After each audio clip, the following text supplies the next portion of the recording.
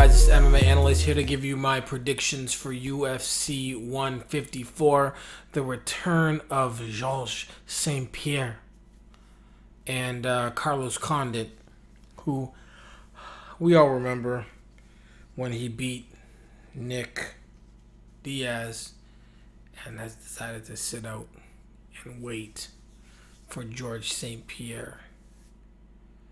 And this is what he asked for. Alright, so let's get right down to it. It's all about Georges St-Pierre, folks. That's what this is all about. Is Georges St-Pierre as good as he was before? Did the injury, is it gonna be a problem? Is he 100% back? Is he training at 100%? Is there any worry about what happens when he's in the actual fight situation? Does he have any hesitation? These are all questions that nobody can answer except for Georges St-Pierre and people in his corner. So I gotta go on just assumptions.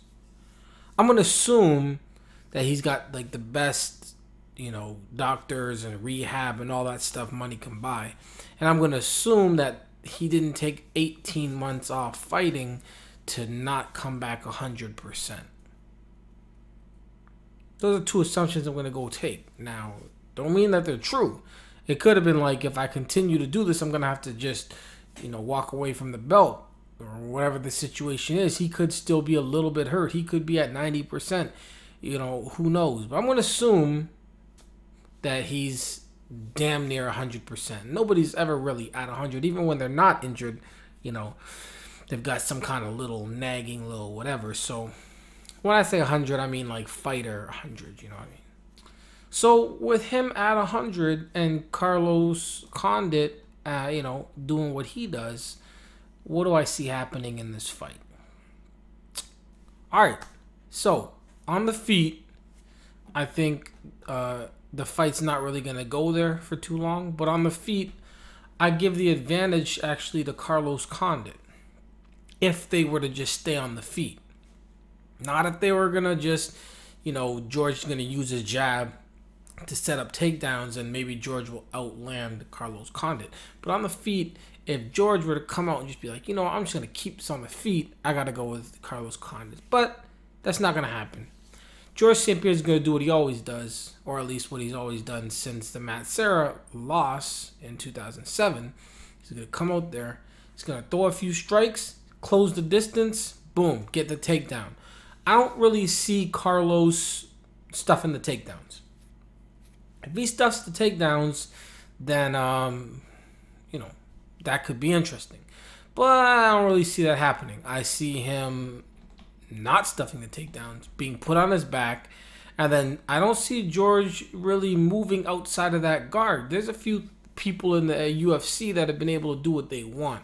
You take a look at the average dude and they push him up against the cage, do some dirty boxing, and the ref will run like, yo, come on guys, do something. But not if Randy Couture was up against that cage pushing someone during some dirty boxing, whatever, got that. If you do, they let him stay there for the whole fight. They like, that's you, do your thing. And that's what happens with Georges St-Pierre. Not to say that he just camps out, but if he wants to camp out, and I don't mean camp out like, here, submit me. I just mean if he wants to stay tight in Carlos Condit's guard, throw a couple elbows, short punches, elbows, lift a leg up every now and then to make it look like you want to pass a guard, George is not going to get stood up. Definitely not in Canada. Definitely not in his return fight. So I see George doing that. And Carlos might be like, damn, I can't be on my back this whole time. And then Carlos might even, all right, let me try and open up for something. And then George might pass guard, get in side control. But the thing about this, and this is the same thing for any wrestler against anybody or any fighter who wants to out-wrestle somebody, is the attempt to move forward, to progress forward into a more advantageous position, like from guard to side control, from side control to mount. All of these movements give the other guy that space that they need to maybe get an underhook, to maybe just wiggle a way out. So if George St-Pierre wants to keep Carlos Condit on his back, the best and the most safe thing for him to do is just stay there in his guard, throw punches, and control. If he tries to go, all right, I'm going to go to half guard, then I'm going to go to side control. All that stuff's just going to give Carlos Condit a chance to move. I don't think he wants to give Carlos a chance to move. I think he's going to stay in there. I don't see him finishing Carlos Condit in an exciting fashion. You know, he could definitely tire him out and finish him maybe in the 4th round by some ground and pound. You know how it is, right? He hasn't really done that in a while, but, you know, if he were to do something kind of like the BJ Penn fight, get him down, apply some damage, and maybe finish that fight later in the rounds, that could happen. At the same time, he could just continue on his decision wrecking path. Thiago Alves, Dan Hardy, Josh Koscheck, Jake Shields, and Carlos Condit. His decisions got so crazy that he actually took Jake Shields to decision in a stand-up fight. Folks, this is crazy. If you're taking Jake Shields to a decision and it's not grappling and it's 5 rounds, oh yeah, he was losing the eye. I forgot. He missed the eye in that fight. I forgot about that. But he shouldn't even have got punched. Anyways, George St-Pierre, hope he's back. I hope he's 100%. He'll be back. He'll get the win most likely. Definitely not going to be fight of the night. As I say that, probably is going to be fight of the night, which would be great. But I don't think it will be. All right, Martin Kampmann versus Johnny Hendricks. All right, so Martin Kampmann's been at the receiving end of some very... I'm not going to say lucky. I'm just going to say, you know, someone's got your back situations against Jake Ellenberger where he was getting, you know, beat up on the feet. Thiago Alves goes for a takedown with 45 seconds left, gets guillotined. He gets Jake Ellenberger, boom, boom, knocks him out with the knees. I mean, he's on a 3-fight winning streak. He's doing his thing. Well-rounded fighter. His biggest issue, as I've said every single time, and anybody else that watches MMA and pays attention, is Martin Kampmann doesn't exactly have the best game plans. He just does exactly what the other guy wants him to do.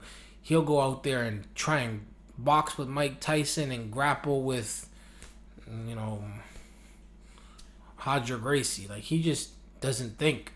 But anyways, he's got into a good situation here. If he beats Johnny Hendricks, then you know, he's in a good position in this division. Johnny Hendricks, he is you know, coming off of his knockout or a split decision win over Koscheck, which shouldn't have been a split decision. Remember, it was a pretty obvious win for Johnny Hendricks. But anyways, John Fitch knocked him out. Mike Pierce, that's a solid win. TJ Wahlberger, solid win. He beat Brenneman in the past. TJ Grant as well. I mean, when you really look at it, he's been doing his thing in the UFC. Beating Fitch and Koscheck, those are 2 top 10. At least one of them's top 5, maybe 2 of them at the time. And the only person he ever lost to was Rick Story. I think what's going to happen in this fight, Hendricks doesn't have the best striking, but he's got lots of cardio. He does have power in his hands. And I don't necessarily see Martin Kampmann being able to, you know, strike his way to a win or grapple his way to win. I see Hendricks getting close, making it rough and dirty and ugly, kind of like what Fitch does. I see him doing what Fitch does, except for always having that threatening strike that can knock him out at any time. I got Johnny Hendricks winning this fight, probably by decision. Francis Carmon versus Tom Lawler. Alright, so Carmon's basically going to have the advantage. I think he's going to be stronger, he's going to be bigger. He's got the striking advantage. Grappling-wise, he's going to be okay. I just see Tom Lawler not being able to get it done. I'm not going to really spend a lot of time on this. What's Lawler been doing, though? I forget. You know, let's take a look. Okay. The win over Jason McDonald, lost to Chris Weidman, win over Patrick Cote, Joe Dirksen, Eric Simpson. Yeah. Okay, I remember now. Anyways, and Carmon, he's been doing his thing. A win over Carlos Momola. That's a solid win. And then he's got 2 other wins in a row in the UFC over Kamosi and Sidnblad, and I think he's on an 8-fight winning streak. He's doing his thing. I think he's going to get another win here. Probably just out strength, out technique, Tom Lawler. I think he's going to be kind of better at everything, and then end up getting. I'm going to go with a submission in, let's say, late round 2 over Tom Lawler. Nick Ring versus Costa Philippou. Okay, so Costa Philippou. Alright, so Nick Ring's pretty much the luckiest guy in the UFC right now. He should have multiple losses in the UFC, at least 3. His win over Ricky Fukuda, if I remember, was horrendous.